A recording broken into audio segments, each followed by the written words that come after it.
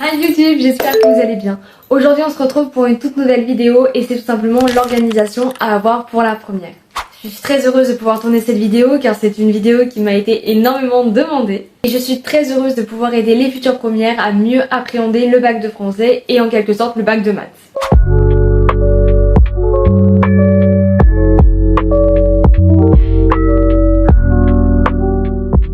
La vidéo sera divisée en deux parties. La première partie sera tout simplement dédiée à l'organisation à avoir et la seconde partie sera tout simplement une sorte de mini back to school pour la terminale. Ce qu'il faut savoir, c'est que depuis la seconde, je fonctionne avec un trieur. Et, point extrêmement important, il faut qu'il soit esthétique et qu'il vous plaise. Parce que sincèrement, il vaut mieux travailler avec un objet qui vous plaît, un support qui vous plaît, que quand vous l'ouvrez vous êtes tout content, plutôt qu'un trieur hyper moche, hyper mal entretenu et que quand vous l'ouvrez vous avez qu'une seule envie, c'est de le refermer. Alors du coup, moi mon trieur il fonctionne comme ça. Moi j'ai utilisé un trieur avec des élastiques. Jusque là tout va bien, un trieur normal avec des pochettes pour chaque matière. Sauf que moi je fais très attention, c'est que je prends un trieur avec une pochette à la fin pour pouvoir ranger des contrôles mais même de feuilles à disposition, même ma pochette. C'est bien plus pratique. Sinon pour ranger mes feuilles j'utilise aussi une pochette, encore avec des stickers. Une pochette tout simplement pour me permettre de ranger les contrôles, des feuilles qui me servent à rien, mais aussi par exemple pour ranger mes fiches de révision, des feuilles pour mettre dans le trieur, etc.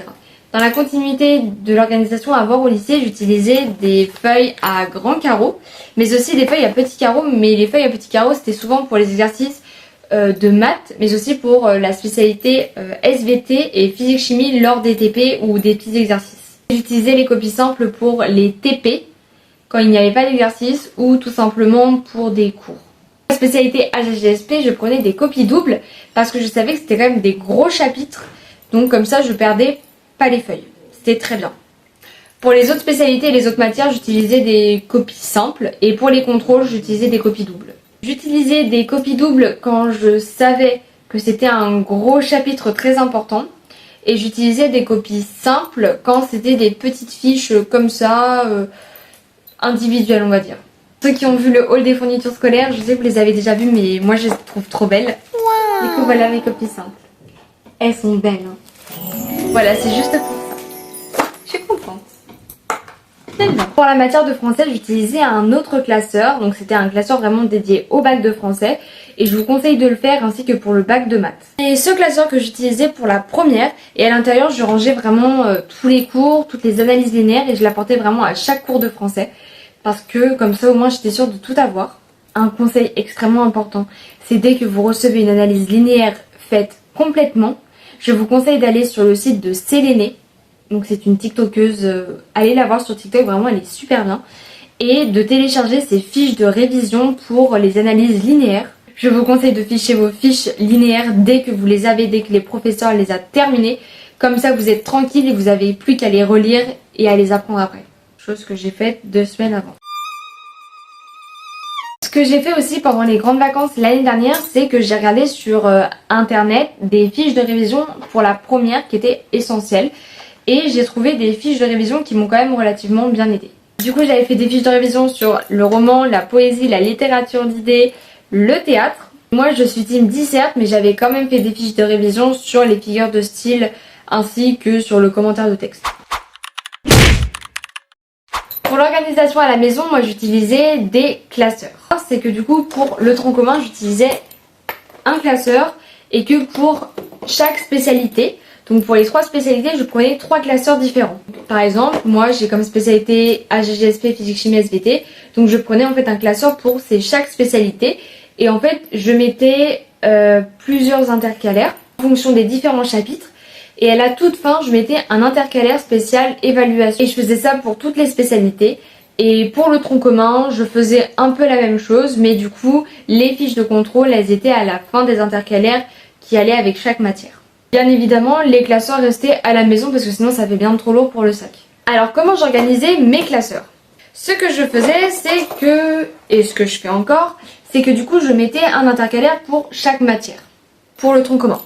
Pour les spécialités, c'était un intercalaire pour chaque chapitre et à la toute fin du classeur, je mettais un intercalaire avec noté évaluation.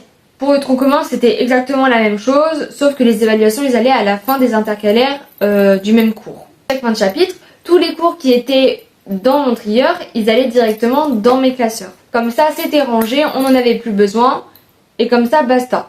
Sauf si par exemple, on en a encore besoin pour les cours. Du coup, quand le professeur il clôture un chapitre et qu'il nous dit par exemple vous avez contrôle et qu'à la fin des contrôles on n'a plus besoin de ces cours-là, et ben du coup on dégage toutes les feuilles du trieur et on vient les mettre dans le classeur. Pour m'aider encore plus pour le français, j'avais acheté énormément d'Anapac. Donc j'avais acheté le Becherel français seconde première, les fiches de bac première générale sur le français, tout en un sur les œuvres du bac, se réconcilier avec le bac de français et c'est elle, Séléné, qui est juste incroyable sur les réseaux sociaux. Réussis ton bac de français 2025 avec Amélie View, si je le prononce bien. Et elle fait des fiches sur internet. Donc vraiment elle est géniale. Et vu que moi du coup j'avais comme œuvre au bac Mes forêts d'Hélène Dorion et Sido et les vrilles de la vigne de Colette, du coup j'avais acheté ces deux petits livres qui m'ont été bien utiles d'ailleurs.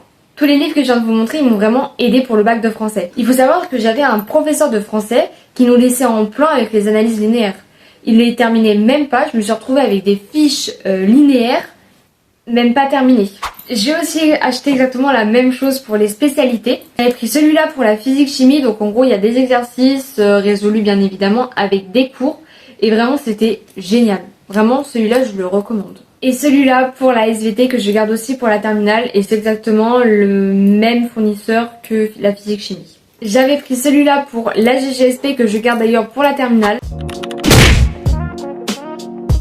Pour tout ce qui est fiches de révision, je vous conseille à 100% de les faire sur des petites fiches Bristol ou sinon pour le bac de français comme pour le bac de maths, je vous conseille de les faire sur des fiches Bristol A4. En ce qui concerne les fiches de révision, je serais très heureuse de pouvoir dédier une vidéo de YouTube spécialement sur l'organisation de mes fiches de révision et comment faire réellement de bonnes fiches de révision parce que j'ai pas très envie que la vidéo dure 10 à 15 minutes. En tout cas, si l'idée vous plaît, n'hésitez pas à me le dire en commentaire et je vous laisse avec la suite. J'avais un objet en commun avec la maison et le lycée. C'est tout simplement les agendas.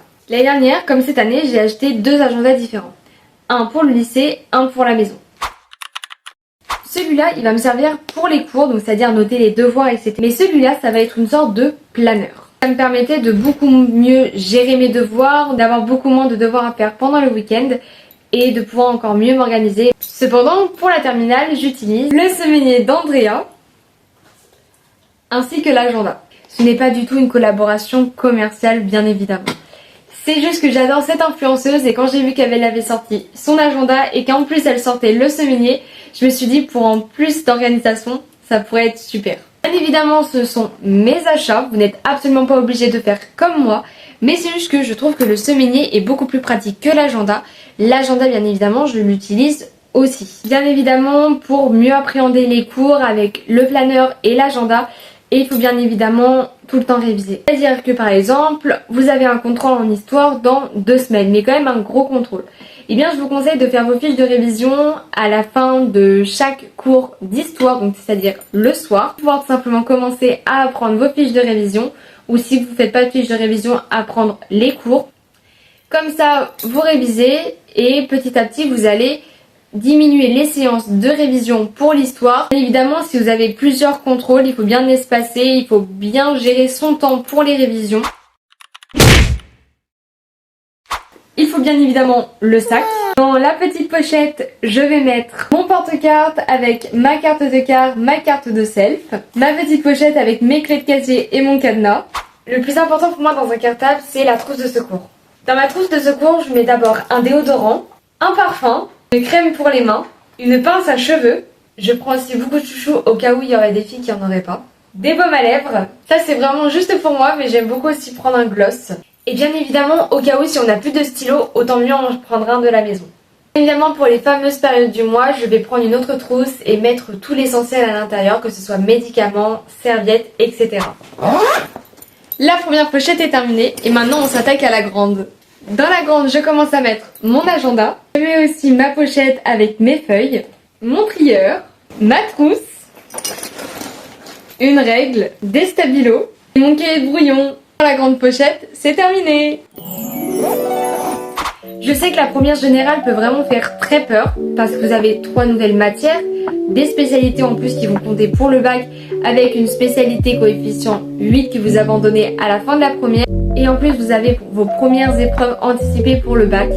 Mais vraiment ne stressez pas du tout. Sur TikTok, sur YouTube, sur Instagram, vous avez toujours énormément de personnes qui vous conseillent comment organiser, comment faire des fiches, etc. Donc vraiment n'ayez absolument pas peur. En tout cas j'espère que cette vidéo vous aura plu. Moi en tout cas j'étais très contente de pouvoir tourner cette vidéo qui m'a été extrêmement demandée. Je vous fais de gros bisous et je vous souhaite bon courage pour la rentrée. Vraiment ne stressez pas du tout. D'ailleurs si le contenu vous plaît n'hésitez pas à vous abonner. Je tenais vraiment à vous remercier car maintenant on est proche des 300 abonnés. Vraiment je suis très heureuse. Je ne pensais vraiment pas que YouTube allait m'apporter autant. Et je suis vraiment super contente de pouvoir faire des vidéos et surtout que le contenu plaise. Je vous fais de gros bisous et bon courage pour la rentrée, que ce soit les collégiens, les lycéens, même les études supérieures et même les primaires. Je sais que la rentrée ça peut être très stressant. Ne vous inquiétez pas, tout va très bien se passer. Je vous fais de gros bisous et bonne rentrée et à la semaine prochaine. Gros bisous!